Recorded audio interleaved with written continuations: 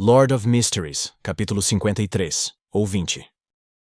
Um antigo veleiro de 3 mastros navegava no mar em meio a uma tempestade tumultuosa. Não era rápido e faltava deslocamento. Com o tempo e o mar parecendo uma cena cataclísmica, o veleiro era como uma folha murcha separada de sua árvore. No entanto, independentemente da fúria dos tufões ou do quão assustadoras eram as ondas, ele continuou navegando de forma pacífica, sem sinais de inclinação. Alger Wilson estava no convés vazio enquanto olhava para as ondas enormes que pareciam montanhas. Seus pensamentos eram um mistério. Vai ser segunda de novo, ele murmurou em silêncio para si mesmo. Era o dia pertencente à Mãe Terra, o início de uma série de crescentes e minguantes. No entanto, isso significava algo diferente para Alger. Pertencia a uma existência misteriosa, sempre envolta em uma névoa branco-acinzentada. Pelo menos ainda não fiquei louco. Ele parou de olhar ao redor, enquanto dava uma risada autodepreciativa. Neste momento, um dos poucos marinheiros que ele comandava se inclinou e perguntou com reverência: Vossa Graça, para onde estamos definindo o curso desta vez? Alger examinou os arredores e disse com voz calma: Persiga o ouvinte da Ordem Aurora. A tempestade diminuía enquanto a névoa se difundia. Em um estranho veleiro com canhões a bordo, um menino de 8 ou 9 anos de cabelos amarelos suaves olhava com medo para os piratas ao seu redor. Eles estavam desordenados, alguns gostavam de barris de cerveja, alguns se balançavam com cordas, outros zombavam uns dos outros, e alguns até brigavam com os punhos. Ele virou para olhar para um homem vestido de preto parado nas sombras. Suprimindo a voz, perguntou: Pai, para onde estamos indo? Há 5 dias foi a primeira vez que viu o pai, um pai que se dizia aventureiro. Se não fosse pela pintura a óleo que sua falecida mãe lhe deixou, que confirmava a identidade de seu pai, e o fato de que o orfanato havia aberto suas portas para ele, o menino não estaria nem um pouco disposto a deixar sua cidade natal e seguir seu único parente, que também era quase um estranho. O homem nas sombras abaixou a cabeça e olhou para o filho. Com uma expressão amável, respondeu: Jack, estou levando você a um lugar sagrado, uma residência sagrada onde o Criador viveu. Esse é o reino de Deus? Nós mortais só podemos entrar ganhando a graça dele. Jack tinha sido bem educado por sua mãe e sabia disso. Ele estava surpreso e temeroso sobre o assunto. Parado nas sombras, o homem tinha um queixo inesquecível como se fosse uma escultura esculpida pelo melhor artesão. Ele colocou a mão no ouvido, fez uma pose de escuta e respondeu em um tom que soava como um sonâmbulo. Jack, mortais são um conceito errado. O Criador criou este mundo e ele está em toda parte. Ele existe em cada ser vivo. Portanto, todos os seres têm divindade. Uma vez que a divindade atinge um determinado nível, eles podem se tornar um anjo. Os 7 deuses falsos atuais são apenas anjos poderosos. Olha, agora posso ouvir os ensinamentos do Criador. Ah, quão extraordinária é esta revelação! A vida é apenas um passeio do espírito. Quando o espírito é potente e resiliente o suficiente, podemos encontrar nossa divindade e nos fundir com ainda mais divindades. Jack não conseguia entender a descrição complicada. Ele balançou a cabeça e fez outra pergunta que antes não tinha a chance. Pai, ouvi da mãe que depois que o Criador criou este mundo, ele se dividiu em todos os seres, e não existe na realidade. Então, por que a residência sagrada dele existe? Apesar de ser uma criança de 7 a 8 anos, ele já era lógico. O homem com o rosto esculpido ficou surpreso. Ele virou a cabeça como se estivesse ouvindo mais murmúrios. De repente, ele caiu de joelhos no convés. Sua pele exposta projetava cacos pretos. Ele apertou a cabeça com as 2 mãos, enquanto sua expressão se distorcia, e gritou com dor extrema: Eles estão mentindo! Depois do almoço, com a promessa do velho Neil de o levar ao mercado clandestino na próxima vez que o visitasse, Klein voltou lentamente para a companhia de segurança Espinho Negro. Ele escolheu as 2 opções de ler os documentos no escritório dos funcionários e praticar suas habilidades, ou aproveitar a oportunidade para sair e atuar como um vidente no clube de adivinhação, antes que o Capitão Dunn o parasse. No entanto, antes que pudesse tomar a decisão, ele viu Dan Smith entrar. Ele estava vestido com os habituais blusão preto e meia cartola. Capitão, alguma atualização? Klein pensou no paradeiro do caderno da família Antígonos enquanto perguntava com preocupação. Sem mostrar nenhum sinal de cansaço em seus olhos cinzentos, Dan disse.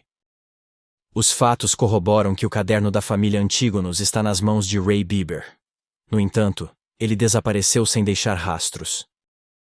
Já informei as várias equipes dos Falcões Noturnos sobre esse assunto por meio de um telegrama. Solicitei que prestassem atenção aos vários portos e estações de locomotivas a vapor. O primeiro lote de retratos impressos foi enviado ontem à tarde, e será impresso em vários jornais importantes. Como seria bom se existissem telefones, aparelhos de fax, câmeras de vigilância. Que pena. Eu sei usar todos eles, e até entendo um pouco da lógica por trás disso. Klein suspirou em silêncio.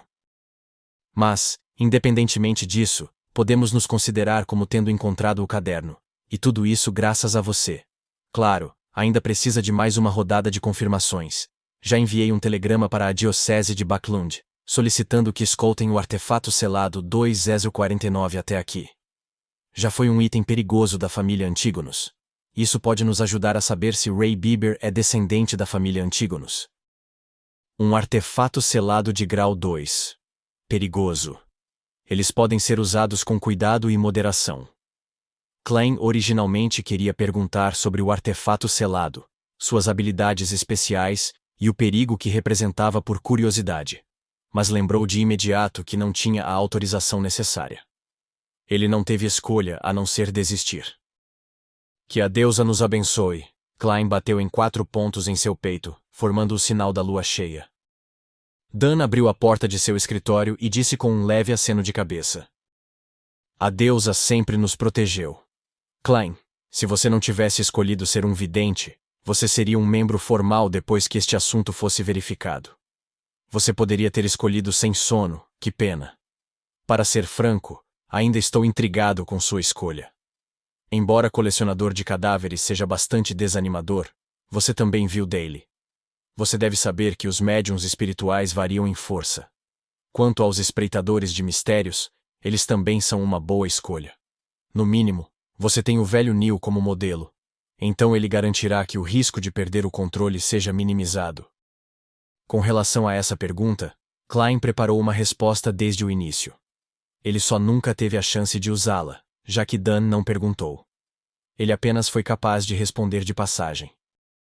Ele organizou suas palavras e disse: Minhas considerações decorrem do fato de que os videntes e espreitadores de mistérios são considerados Beyonders, com um papel de suporte.